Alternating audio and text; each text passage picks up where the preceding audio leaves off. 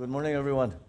I asked to speak to all of you today so that I could bring you up to date and report to the people about what has been happening concerning the ICI at maraming tanong. The ICI, we've come to call it the ICI because it is the Independent Commission on Infrastructure. And that is the independent commission that we are organizing. And as of yesterday, this is the way the commission is going to be organized. Justice Andy Reyes will be the chairperson of the ICI. He was a presiding judge of the Court of Appeals before. He has been a jurist for a very, very long time with a very good record of honesty and fairness and a good record of being able to find justice for those who have been victimized. And together with him are, of course, Babe Singson, who I think is familiar to everyone, as the former DPWH secretary. But beyond that, he has always been working in terms of the infrastructure. And as a former DPWH secretary, he has a good idea of, shall we say, where the bodies are buried. So that will give us immediately a advantage when we're doing this, when the commission is doing its investigation. And of course, the last member is Rosana Fajardo, who is the country managing partner of SGV and Co. She is a certified public accountant, and she has, again, with her experience, and we are hoping to take advantage also with some of the experts that they have in SGV in terms of accounting, forensic accounting, all of these things that will be necessary. We have included Mayor Benji Magalong as a special advisor as well. There have been questions as to why Mayor Benji has been included, and the answer is very simple. When I went to Baguio, at tinignan ko yung mga malabo na flood control project, ay sinalubong niya kaagad ako ng isang report. Investigador naman talaga si Mayor Benji. Kung maalala ninyo, he was the one who wrote, as CIDG head, he was the one who wrote the seminal report on the Mamasapano incident. And that was immediately that gave me, that's when I came to know of him and saw that he has integrity. And then again, when I went to Baguio, meron na siyang, being a good investigator, he had a very, very detailed, very good report already. So he's been working on this for a while. So marami siyang mako-contribute. So what are the commission's powers? Well, there was a there was a discussion, of course, as to what were the powers to be granted to the commission. And the debate centered around whether they will have subpoena powers, and they can also hold people in contempt. Well, upon discussion, we felt clearly that the subpoena powers were necessary. However, the contempt powers, the power to hold people in contempt, I think was not necessary, simply because this is not a prosecutorial body, this is an investigative body. So what the commission will do is that they will investigate. They will call people in. They will subpoena records. They will conduct hearings. And once they have their findings, they will forward those findings to the proper agency. Should it be the Ombudsman? Should it be the DOJ? If it's an administrative case of government employees, Civil Service Commission, and all of the proper agencies, doon lang sila magrekomenda. And if such personalities continue to avoid or not cooperate with the ombudsman or the DOJ, doon sila makokontempt. So we do not lose that power or capability to hold people in contempt should they not cooperate, should they not respect subpoenas, etc. So yun na ngayon ang ating sitwasyon.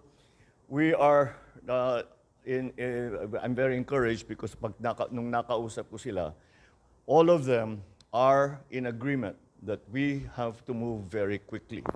And we have to get something done as quickly as possible. Hindi pwedeng mapanis lahat itong information na binigay ng taong bayan doon sa isumbong mo sa Pangulo. Kaya sabi namin, bilisan na lang talaga ninyo. And that's why they have to meet as often as possible. That is for them to decide. They have already decided to meet today to make the organizational decisions that need to be made, i.e., how the Secretariat is going to be organized, what sort of people they need to bring that, where their offices will be, kahit yung mga forms na gagawin para doon sa commission, they have to set that. And when asked how often you plan on meeting, ang sagot sa akin, araw-araw. They will meet every day. And either privately or they will hold I don't know if they plan to hold hearings in public. It's all up to them. What I want to stress here is that the independent nature of this commission. Hindi kami makikialam sa trabaho nila. We will, of course, be in discussion with them. We will ask them, ano nangyari, what have you found, what are we doing next, etc. But we're not about to direct them as to how they are going to conduct their investigations. And we are going to leave it up to them. As a matter of fact, in our discussions with them, they also said, may we make suggestions, may we make proposals so as to the procedure for bidding, for all these contracts, para hindi na maulit ito. And of course, I said, we're perfectly open to that. What we really want is to fix the system. I was very encouraged because in my meetings with Justice Andy yesterday, sabi niya, we have to make it nothing less than a turning point in the conduct of governance in the Philippines. We have to make a change, and it is a fundamental change in the way that we do business. There also have been questions as to why the scope of the investigation is over 10 years, or the last 10 years, rather. The answer is twofold. The practical answer is this. COA is only required to keep records for 10 years. So those are the records that we know we have, na nakakasiguro tayo na matulungan nyo. Pangalawa doon, kaya we'll do it for as long as possible, dahil marami na tayong napag-usapan, at isa sa napakahalaga para sa akin, malaman paano tayo napunta sa ganito. Ba't nagkaganito yung gobyerno natin? Paano nangyari ganito yung naging bidding? Paano nangyari na ganito ang naging pagbigay ng kontrata? How did this evolve? Dahil sa experience ko sa local governments, experience ko sa legislature, hindi naman ganito. Ngayon we have to find out how this happened and what are the changes that we need to make so that we make this into an inflection point in terms of how government does its business, and to make sure that the funds that belong to the people are well spent and properly spent to the advantage of all of us, to the advantage of the economy, to the advantage of those who are in danger areas. So that is why the 10-year period, those are the two reasons basically why the 10-year period was specified. To go further, we are actually now, since we have canceled all flood control projects for 2026. Those savings, we already put a menu. Kaya para nga, unang-una, kahit na for the budget na sinusulat ngayon, kailangan na maliwanag na mapupunta sa tamang lugar.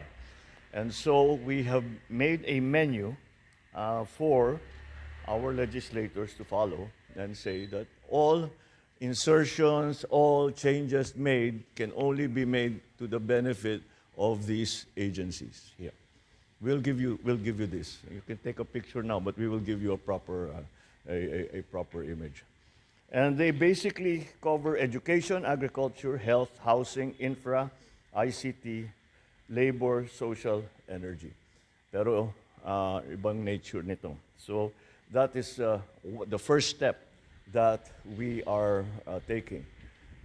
The other step that I was a little surprised to find out was that kapag tinanggal na yung rule na dati na kapag may project ang national government sa isang LGU, pag tapos na yung project, kailangan i-accept nung mayor, kailangan i-accept nung governor. Kati barangay captain, kailangan tatanggapin niya, titignan nila. And this is an important safeguard dahil pagka nasa LGU ka, hindi mo naman pinagkikitaan yung project. Kaya ang maliwanag, titignan to talaga na tama, na yung kalsada, 8 inches talaga yung konkreto. Pagka may asphalt overlay, makapal talaga yung asphalt overlay. Yung flood control, lahat yan. And so I have instructed the DPWH and for that matter, all of the departments to return that. Tinanggal in the last administration yan yung acceptance. Alala ko nung governor ako, walang natatapos na, walang pwedeng sabihin completed kung hindi accepted ng local government. Babalik natin yun. Tinanggal nila in the last administration. We are putting it back because that is one of the best safeguards that we have. So that is essentially the situation as it stands. We are trying to move as quickly as possible. In the meantime, of course, our attention continues to be directed to the work of government, that the infrastructure development continues, that our education program continues, that our social programs also continue na walang patid. As a matter of fact, we are accelerating them and increasing them. So that's generally the situation. But so now I'll open the floor for questions. Thank you. Thank you very much, Mr. President. The first question will come from Kat Domingo of ABS-CBN. Good morning, Mr. President. Sir, in terms of priorities and focus, how different would the investigation of your independent panel be compared to what we've seen in the House and in the Senate? It will be completely independent.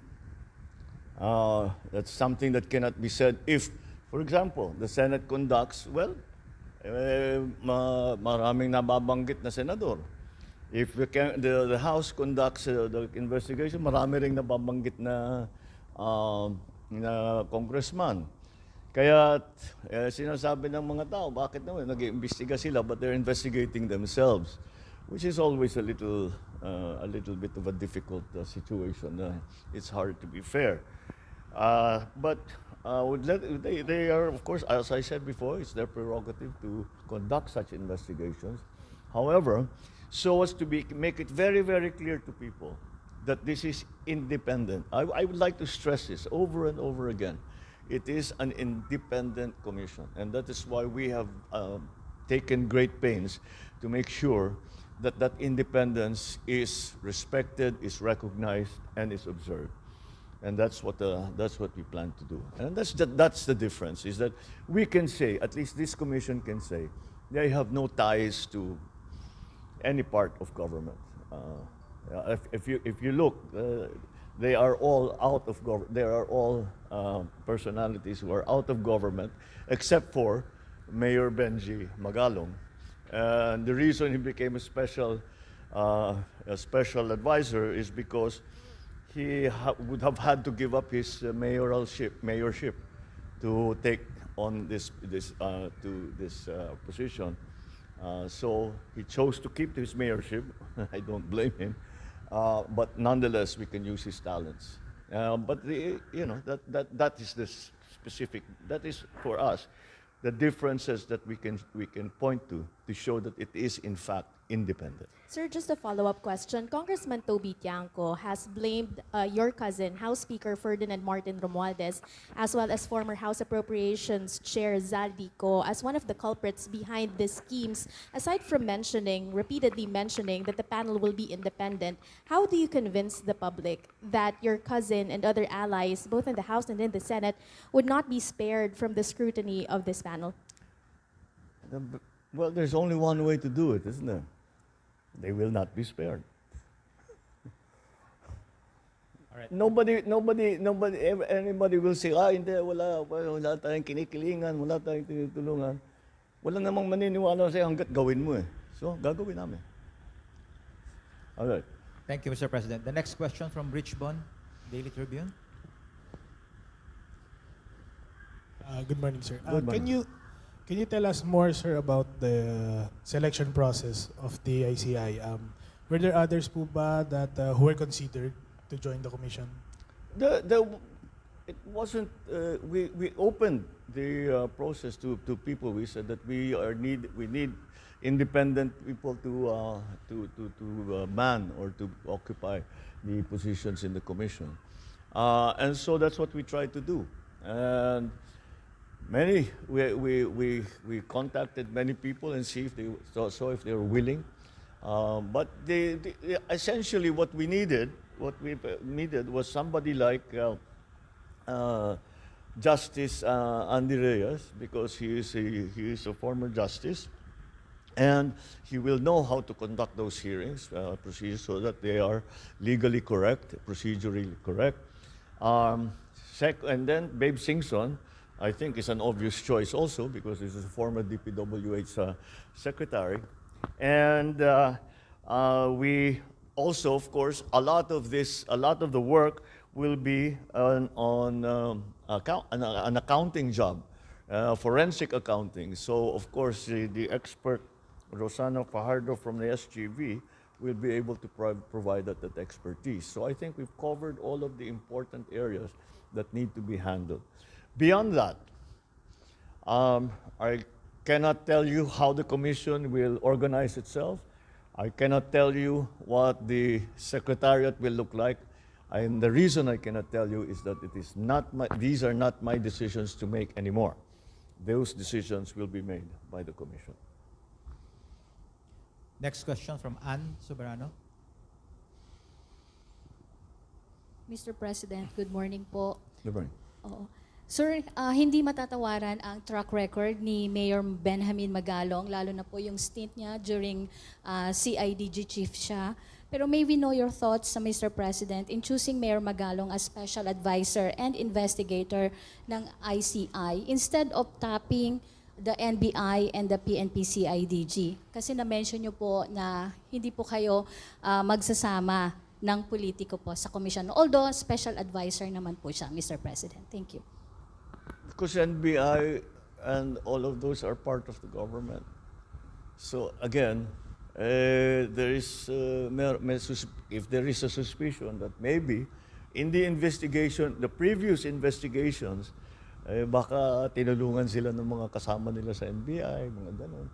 These things happen. So para matanggal na yung possibility na ganun ang mangyari, wala talagang kasama kundi sila. Pero eventually pupunta rin yan dun. Kasi kung may findings ang ICI na ang recommendation ay dalhin sa ombudsman, halimbawa, magko-conduct sila ng investigation. DOJ, magko-conduct sila ng investigation. But of course, they will be able to take note of the investigation that was already conducted by the independent commission. And in that case, that